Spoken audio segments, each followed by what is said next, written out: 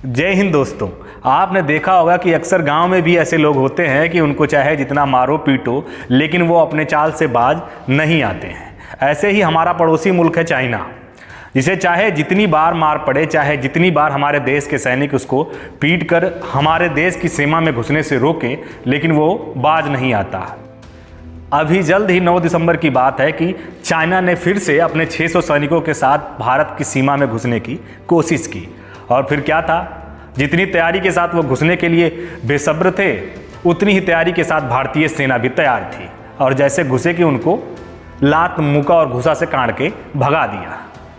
इससे पहले भी 15 जून 2020 को लद्दाख में चाइना ने बहुत जोर तोड़ से कोशिश की थी हिंदुस्तान के बॉर्डर में घुसने की, लेकिन वहाँ भी उसे मुंह की खानी पड़ी, क्योंकि वहाँ भी भारतीय सैनिकों ने उन्हें बुरी तरीके से पीट कर वापस उनके देश खदेड़ दिया।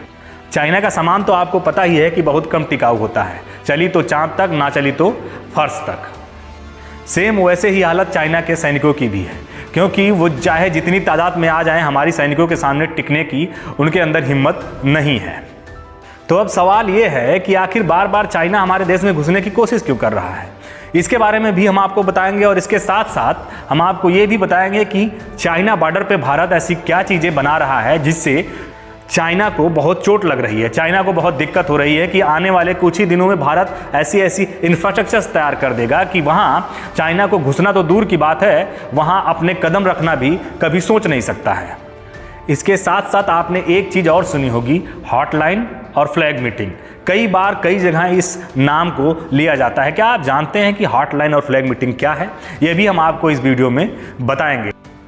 तो चलिए वीडियो की शुरुआत करते हैं। और अगर आप हमारे चैनल पर नए हैं तो हमारे चैनल को सब्सक्राइब कर लीजिए और साथ ही बेल वाला आइकन भी दबा दीजिए, ताकि हमारा हर वीडियो आप तक पहुंचता रहे सबसे पहले।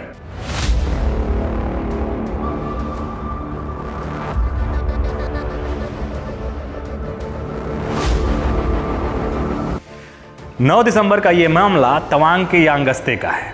दरअसल कारण ये था कि भारतीय सीमा के पास भारतीय सेना एक बंकर बना रही थी। उस बंकर से भारतीय सेना चीन की तरफ निगरानी रखने के लिए अपनी गतिविधियों को बढ़ा रही थी।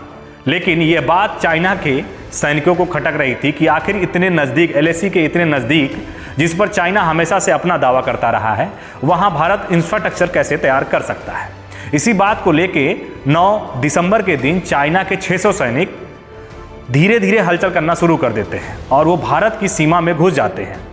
उनको लग रहा था कि जैसे गलवान घाटी में हमला किए थे, उसी प्रकार इस दिन भी वो गलवान घाटी वाला कांड दोबारा से दोहरा लेंगे। लेकिन इस बार भारतीय सेना बिल्कुल तैयार थी, और इतना ही तैयार नहीं थी, उन्होंने बाकायदा अपने डंडों में कील और उसके साथ साथ नए गैजेट्स बना रखे थे जिसे पीटने में काम लिया जा सके। और जैसे ही चाइना के 600 सैनिक हमारे बॉर्डर की तरफ घुसने लगे, हमारी सेना की टुकड़ी भी तुरंत एक्टिव हो गई और अपने हथियार निकालकर डंडा और बाकी कई सारे औजार जो कि गुप्त हथियार हैं वो बना रखे थे, जिसको हम फायरिंग के अलावा और सारे हथकंडे समझ सकते हैं। उन्हें लेकर चाइना की टुकड़ी पर टूट पड़े। और जैसे ही चाइना की टुकड़ी पे टूटे तो उनके तो काफ़ी सारे लोगों को चोट लगी और हमारे भारतीय सेना के भी 6-7 जवान घायल हो गए। हालांकि इसमें बहुत ज़्यादा क्षति नहीं हुई, लेकिन आधिकारिक सूचनाओं के अनुसार से पता चलता है कि चाइना के 30-35 जवानों की काफ़ी बुरी तरीके से पिटाई हो गई। और उस पिटाई में उनके कई सारों के हाथ पैर भी टूट गए और कई सारे के सर में चोट भी आई है। हालांकि ये मामला कितना आधिकारिक है, ये चाइना की आर्मी कभी भी ओपन नहीं करती है। अब आपके मन में एक सवाल जरूर उठता होगा कि क्या दोनों देश आपस में फायरिंग नहीं कर सकती, ऐसे हिंसक झगड़ों में जिसमें जान चली जाए और फायरिंग ना हो? जी हाँ, दरअसल इसके ऊपर भी एक समझौता हुआ है।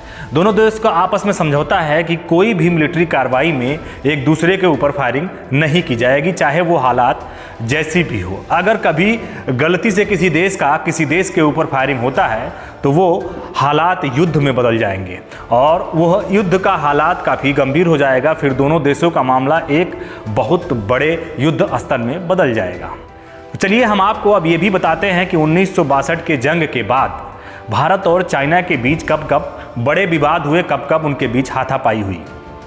सबसे पहले 1967 में तिब्बत बॉर्डर पर भारत और चाइना का एक बहुत ही भीषण विवाद हुआ था, जिसमें भारत के 80 सैनिक मारे गए थे और वहीं चाइना के 400 सैनिक मारे गए थे। ये हालात भी जंग के जैसा था, लेकिन बाद में इस बात को दबा दिया गया और धीरे धीरे मामला शांत हो गया। उसके बाद 1975 में चाइना ने फिर से अरुणाचल प्रदेश में ये दोबारा से हमला किया, जिसमें भारतीय सैनिकों के 4 जवान शहीद हो गए। और इस मामले में चाइना के कोई भी जवान शहीद नहीं हुए थे। इसमें राजनीतिक पार्टियों ने फेरबदल की और फिर दोबारा से इस मामला को दबाया गया और धीरे धीरे मामला फिर से ठंडे बस्ते में चला गया। लेकिन तब भी चाइना बाज आने वालों में से नहीं था। उसके बाद भी उसने ये कार्रवाई जारी रखी। फिर से 1987 में तवांग के ही समदोरांगचू में एक बार फिर से चाइना ने हमला कर दिया और इसमें भी कोई खूनी हमला नहीं हुआ, लेकिन बात हाथापाई तक आई और एक दूसरे को धक्का मुक्की देकर फिर आगे पीछे चाइना की सेना और भारतीय सेना हो गई। इसी प्रकार 2017 में भी भारत और चाइना की सेना 75 दिनों तक डोकलाम में डटी रही और एक दूसरे के ऐसे दिन आ गए थे कि जैसे आज ही हम जंग लड़ लेंगे, लेकिन फिर मामला शांत हो गया और फिर से वापस दोबारा से ये कार्रवाई चलती रही। ये कार्रवाई आज की नहीं है, सदियों पहले से ही चाइना भारत को उकसाता रहा है और भारत सही तरीके से जवाब ना देते हुए इस बात को टालते हुए चलता आ रहा है। लेकिन अब समय बदलने वाला है, जिसका आपने जीता जागता सबूत सन 2020 में गलवान घाटी में जो कांड हुआ था उसमें आपने देखा था, जिसमें भारतीय जवान के लगभग 20 जवान शहीद हुए और वहीं चाइना के लगभग 38 से ज़्यादा जवान शहीद हो गए थे। अब बात इस कंडीशन पे आ रही है कि हर बार चाइना मुक्की खाने के बाद भी क्यों बाज नहीं आ रहा है। अब आप फिर से देख लीजिए कि चाइना ने दोबारा से वही चाल चली और तवांग में एक बार फिर से हमला करने की कोशिश की, लेकिन उसे इस बात का थोड़ा भी अलम नहीं था कि भारतीय सेना इस प्रकार से तैयार रहेगी कि हमारे सैनिकों को मुंह तोड़ जवाब दे देगी और उल्टा हमें ही मार कर खदेड़ देगी, और ऐसा ही हुआ। अब इन सब मामलों को आप समझते हुए देखिए कि क्या भारतीय सेना और चीन सेना के साथ एक बार जंग हो जाना चाहिए। अगर जंग होना चाहिए तो आप कमेंट बॉक्स में हाँ करके एक बार हमें कमेंट जरूर करिएगा। अब तक आपने इस वीडियो में चाइना के करतूतों को देखा, लेकिन अब हम आपको इंडिया के उस विजन को बताने जा रहे हैं जो कि चाइना बॉर्डर पर बहुत ही ज़रूरी है। भारतीय सरकार ने चीन बॉर्डर पर अपने इंफ्रास्ट्रक्चर को बहुत ही बेहतरीन तरीके से डेवलप करने का विचार बना लिया है और इसी मामले का एक कदम बढ़ाते हुए 40,000 करोड़ रुपए की लागत से फ्रंटियर हाईवे बना रहा है, जिसमें 2000 किलोमीटर की दूरी तय की जाएगी। यह हाईवे अरुणाचल प्रदेश की लाइफलाइन की तरह होगा, जो कि चाइना बॉर्डर से बहुत ही करीब में गुजरते हुए पूरे चाइना बॉर्डर को कवर कर लेगा। अगर इस चीज को सामरिक महत्व से समझें तो यह रोड, यह हाईवे मैकमोहन लाइन रेखा के करीब से होते हुए पूरे अरुणाचल प्रदेश को और तिब्बत को कवर करेगी, जिससे एक प्रकार का हमारे हिंदुस्तान और चाइना का बॉर्डर भी माना जाएगा, क्योंकि यह हाईवे 2000 किलोमीटर लंबा है और बिल्कुल बॉर्डर से सटा हुआ है। अब आपको हार्ट लाइन और फ्लैग मीटिंग के बारे में भी समझ लेना चाहिए। तो चलिए सबसे पहले हम जानते हैं हार्ट लाइन ऐसी सेवा है जिसे आप इस प्रकार से समझ सकते हैं कि आप अपने घर में कोई टेलीफोन लगा है और उसे अपने दोस्त के यहाँ या अपने पड़ोसी के यहाँ टेलीफोन पर बात करते हैं। सेम उसी प्रकार हार्ट लाइन भी एक प्रक्रिया है जिसमें दो देश आपस में एक दूसरे से कनेक्टिविटी रखते हैं, लेकिन ये सिर्फ और सिर्फ सेना के जरिए होता है। यानी कि दोनों देश के मिलिट्री के कमांडर रैंक के अधिकारी एक दूसरे से आपस में बात करते हैं, चाहे वो युद्ध काल हो और चाहे वो शांति काल हो। यानी कि अगर युद्ध हो रहा होगा तब भी इस हार्ट लाइन से बात किया जा सकता है और अगर शांति का समय है तब भी इससे बात किया जा सकता है। इस हार्ट लाइन की पूरी व्यवस्था डीजीएमओ के अंतर्गत आती है। डीजीएमओ यानी कि director general of military operations. यहाँ तय किया जाता है कि कैसे दोनों देश के हार्ट लाइन के जरिए आपस में बात की जाएगी और इसकी एक प्रॉपर एसओपी भी होती है, जिसके तहत ही आप कोई भी बात एक दूसरे के साथ कर सकते हैं। एक चीज़ और आपको समझना चाहिए कि इस हार्ट लाइन की खास अहमियत कहाँ सबसे अधिक है।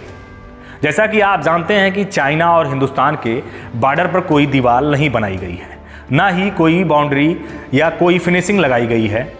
इससे क्या होता है कि कई बार हमारे हिंदुस्तान के सैनिक अगर पेट्रोलिंग कर रहे हों या कोई नागरिक भी गलती से बॉर्डर ना पहचान पा रहा हो और उस पार चाइना में चला जाए, तो हार्ट लाइन के जरिए ही संपर्क करके उन्हें वापस बुला लिया जाता है, जिसे बहुत बड़े स्तर की कार्रवाई नहीं होती है, इसे हॉटलाइन के जरिए ही आपस में सुलझा लिया जाता है। अब हम समझते हैं फ्लैग मीटिंग क्या है। फ्लैग मीटिंग भी एक तरीके का जरिया है दोनों देशों को आपस में कम्युनिकेशन करने का। इसमें भी उस देश के आला कमांडर, अफसर, अधिकारी जो कि वहाँ उस यूनिट में मौजूद होते हैं बॉर्डर के उस पार, और इस पार हमारे हिंदुस्तान में भी जो आला कमांडर मौजूद होते हैं, अफसर मौजूद होते हैं, वो एक दूसरे के साथ फ्लैग मीटिंग करते हैं। इस फ्लैग मीटिंग को करने के लिए भी हॉटलाइन पर ही तय किया जाता है। दोनों देशों को आपस में जगह तय की जाती है और वहाँ बाकायदा चेयर, कुर्सी और दोनों देश के लिए बैठने की व्यवस्था बनाई जाती है। उसके बाद प्रॉपर एक दूसरे देश की ड्यूटी भी लगाई जाती है ताकि उस इलाके में कोई ऐसी हरकत ना होने पाए जिससे दोनों देशों के अफसरों को नुकसान उठाना पड़ सके।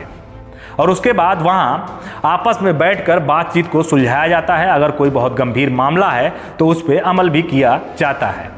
तो इस प्रकार से ये फ्लैग मीटिंग भी तय की जाती है। तो अब आपको इस वीडियो में बहुत ही बारीकी से समझ में आ गया होगा फ्लैग मीटिंग, हॉटलाइंस और चाइना के अटैक्स के बारे में।